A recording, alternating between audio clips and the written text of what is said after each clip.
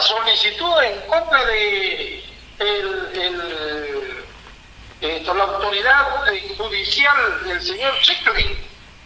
Usted ya lo había manifestado, que era una joyita. Ahora le están pidiendo que se inhiba o algo así. ¿Cómo nos puede explicar ese tema, doctor? Sí, pues hay 375 solicitudes de revocatoria, según un informe oficial, lo que implica que no estamos contentos pues con nuestras autoridades, ¿no? Sin embargo, el Congreso, a contrapelo de la historia, ha aprobado una norma en la cual permiten reelegirse, inclusive ellos mismos, ¿no? Entonces, esa es una conducta típica de un forajido, pues, ¿no? Que no le interesa nada, un malviviente, ¿no? Un tipejo de malvivir, ¿no? Entonces, lo que también me ha llamado la atención, José, son las autoridades de la Universidad Nacional de Piura, que se han reunido con ese impresentable de Antauro Humala, y alguno de ellos ha dicho que él es el candidato idóneo para la presidencia de la República. Tanto necesitan de respaldo político para llegar al Parlamento esos personajillos. Tan bajo ha llegado a la Universidad Nacional de Piura todo un ente académico a acudir a un delincuente sentenciado, a un pastrulo, a un fanfarrón, a un vividor y apegarse a él para como salvación del Perú a la presidencia de la República. Qué lamentable. Ahora entendemos por qué el fujimorismo ha sentado sus reales ahí en Piura, mi estimado José.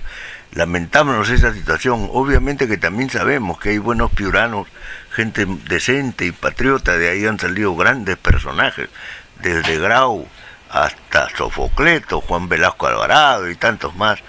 Pero qué lamentable, mi estimado José. Lo de Chickley, bueno, ojalá que la Corte Suprema decida apartarlo a este señor y de una vez que se acabe con esa situación. Chickley es otro personaje que no tiene vergüenza. Creo que no es piurano, solamente pasó por Piura en su judicatura tan cuestionada. Así están las cosas, José. Doctor, por otra parte, ayer conversábamos con unas personas, salimos nosotros en trabajo de campo, y nos decían, oiga, esto polémico, no deja de tener razón. Y acá no se trata de que tengamos la razón, cuando nosotros, usted sobre todo, doctor, hace un análisis concienzudo y sobre todo muy real, en el aspecto de que, por ejemplo, ya usted había hablado sobre este ministro de Educación, que debe ser de mala educación, y la ministra de la Mujer, donde hablan tocando un tema tan importante, como lo ha dicho una representante de las comunidades de Aguajún, que estamos en pleno siglo XXI y ellos siguen creyendo en esa situación de que las menores de edad pueden ser apartadas cual si fuera un ganado por mayores de edad allá en lo profundo, en la tierra profunda, allá en lo más recóndito de nuestro territorio. Y para estos dos ministros es una situación que dicen que es costumbre, y como costumbre se tiene que hacer ley. Para ellos no es nada que pueda uno jalarse los pelos, donde a una menor de edad, un mayor de edad, puede inclusive cometer abuso, inclusive el sexual, valga la redundancia el término. ¿Qué nos puede decir en ese sentido, doctor? Sí, pues gente pervertida, ¿no? Ese es el nivel moral de Dina Boluarte, ¿no? Hipócrita, guachafa, sinvergüenza, estafadora, ¿no? Demente, psiquiátrica, ¿no? Que tiene problemas psiquiátricos. Es obvio, mira a su ministro, un imbécil como Quero, justificando las violaciones. Y la ministra, y encima morena, del pelo, también justificando este tipo de perversiones. Esa es la muestra de su presidente de la República. Entonces tenemos ahí un personaje tan ruin, tan vil, que lamentablemente nunca pensamos llegar tan bajo los peruanos, tan bajo, y es por nuestra permisividad, es por considerar y darle espacio a delincuentes en la política. Keiko Fujimori está a punto de ser condenada a más de 30 años de prisión y hay mucha gente que la considera líder. Hay mucha gente que considera líder a Alberto Fujimori. Fíjate, el día de ayer en la Corte Interamericana de Derecho estuvo mi promoción, Carlos Rivera y otros abogados, defendiendo, ¿no es cierto?, los procesos judiciales de lesa humanidad.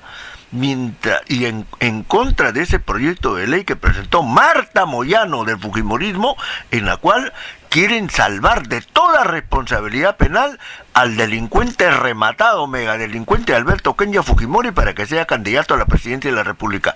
Y en esta sesión, los abogados, Rivera, mi promoción, le dijo a la Corte Interamericana que los delitos con los cuales se ha perseguido a estos criminales de lesa humanidad es el Código Penal del 24 y es el Código Penal actual, y que por lo tanto nada tiene que ver el Estatuto de Roma que ha utilizado Marta Moyano para considerar que solamente deben jugarse delitos de lesa humanidad del 2002 para adelante. Nosotros venimos utilizando el Código de 24, son tan ignorantes que ni siquiera conocen el Código Penal, y pusieron dos abogados soquetes ahí defendiendo el proyecto de ley de Marta Moyano y quedaron por las patas de los caballos. O sea, José, estamos hablando de gentuza que está metida en el gobierno. Gentuza que no, lo único que quiere es defender su sueldo. Ese ministro Quero y esa ministra de la Mujer que tú acabas de mencionar solo defienden su sueldo y tienen que decir lo que le conviene al gobierno, alabar y sobonear a una guachafa, ¿no es cierto?, a una bataclana de la política como es Dina Boluarte. Felizmente ha salido el día de ayer, me parece, lo he visto hoy día en las noticias, ha salido el premier Gustavo Adrianzen, que tiene apellidos piuranos, pues los Adrianzen, hay muchos apellidos Adrianzen en Piura, y Adrianzen ha dicho que no permiten ni aceptan ningún tipo de violación a menores de edad, sea donde fuere. Me parece que eso es correcto. Y termino con lo siguiente: si aceptan las violaciones de menores, supuestamente en zonas del Perú profundo, pero no aceptas cuando los peruanos del sur exigen nuevas elecciones y los matas.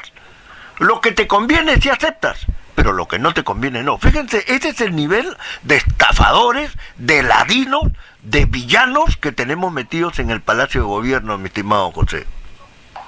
Doctor, usted es un erudito en la materia, un politólogo con muchos años de experiencia, pero sobre todo, ¿no?, usted nos ha representado, inclusive nosotros los pescadores, defendiendo con los códigos en la mano.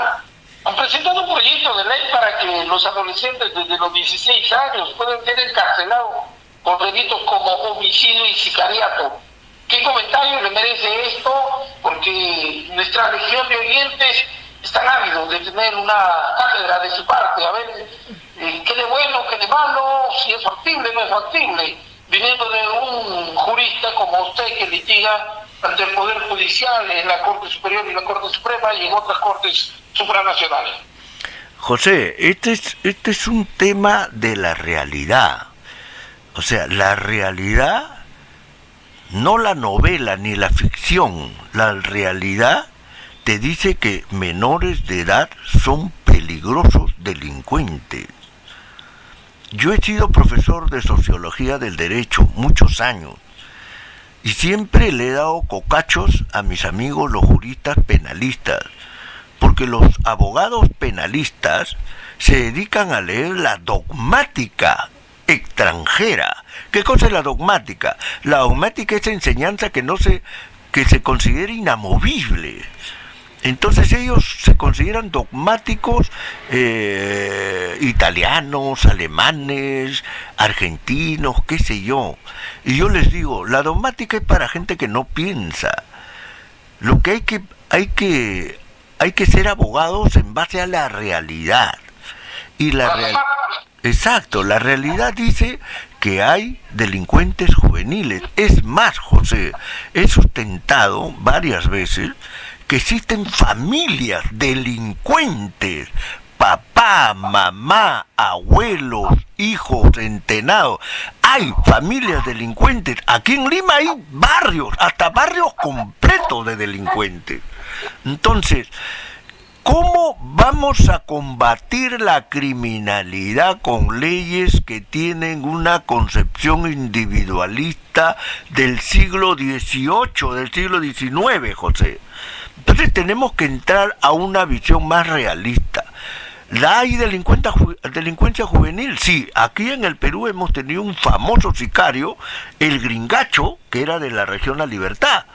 Un mocoso de 14, 15, 16 años, un frío asesino, sicario, estuvo preso, inclusive estuvo en Maranguita. Ahora continúa en la línea criminal, él y su familia y sus amigos. Entonces, me parece correcto, José, correcto que la delincuencia juvenil sea perseguida y encarcelada y sacada de las calles. Me parece bien. Es más, en Inglaterra, o sea, en el mundo anglosajón, Inglaterra, Estados Unidos, Canadá, se condena a los menores de edad, 60, 80 años de prisión. Hace poco han condenado a un joven de 16 años que había matado a 2 muchachas blancas. Las había asesinado. 16 años de edad. Lo han condenado a 60 años de prisión. Y este es algo normal en el mundo anglosajón. Estamos hablando del primer mundo. Entonces, aquí en el Perú, ¿por qué no? ¿Por qué no? Si estás delinquiendo, si el menor delinque, es porque ha visto el ejemplo de mayores que ya lo permitieron, pero tenemos que sacarlo de la sociedad. Entonces me parece correcto la cantidad de burrieres, José, la cantidad de burrieres que existen en toda la zona donde pulula el narcotráfico, son menores de edad. Los que pasan el contrabando de un país a otro, Paraguay a Brasil, de Paraguay a Argentina, oiga usted, son menores de edad, pasan dinero, pasan coca, aquí en el Perú también. Entonces tenemos que tener leyes que tengan que combatir la delincuencia, y si son jóvenes, pues hay que combatirlo. Aquí en el Perú hay que tener mucho miedo, pasa por Renovación, pasa por la avenida Grau, cuadra 5, pasa por la selva, aquí en la Victoria, tú la conoces, y son menores de edad que salen con arma. ¿Y para qué salen con arma a delinquir? Porque dicen, yo soy menor de edad y no me pasa nada. Pero si la ley los persigue, entonces otra realidad podemos crear, ¿no es cierto?, en base a una ley bien puesta, basada en los hechos, mi estimado José. Muchísimas gracias, doctor, a nombre de toda la sociedad paiteña, por darnos esas clases magistrales para que nosotros salgamos de ese letargo en el cual muchas veces nos han sumido, inclusive las autoridades. Porque también lo que usted está explicando, la educación viene del hogar, donde debemos inculcar valores a nuestras futuras generaciones. Que Dios me lo bendiga. Muy amable, doctor. Muchísimas gracias. Ojalá mañana podamos tener contacto nuevamente. Seguro que hay bastantes temas que tratar. Gracias, José. Gracias por esta gran oportunidad y ya estaremos en contacto cuando tú lo ordenes. Muchas gracias. Estuvo nuestro director periodístico, el doctor Jaime del Castillo. Ahora mismo, en 9 minutos, está entrando las cabinas de Radio Moderna, Radio Papá, para el programa Lo Bueno, Lo Malo y Lo Feo de la jornada con el maestro Salvador Otoya, el lechucero.